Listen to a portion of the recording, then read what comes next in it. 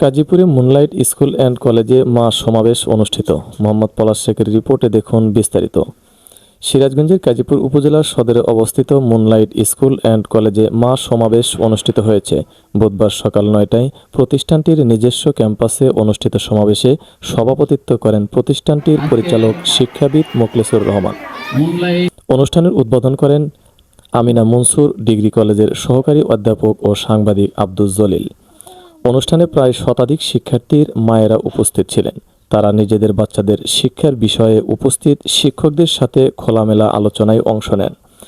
তারা ছেলেমেয়েদের শিক্ষাক্ষেত্রে বিদ্যমান নানা সমস্যা তুলে ধরেন এবং কিছু সুপারিশমালা পেশ করে বক্তব্য রাখেন সোনিয়া আক্তার, মঞ্জুয়ারা খাতুন ও লাইলি খাতুন।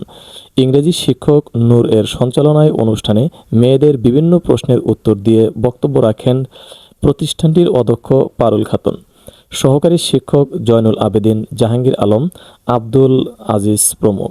এ সময় গাজীপুর প্রেস ক্লাবের সাধারণ সম্পাদক শফিকুল ইসলাম সহ পরিচালনা কমিটির সদস্য ও কর্মরত শিক্ষকগণ উপস্থিত ছিলেন। SMP news 24 news desk.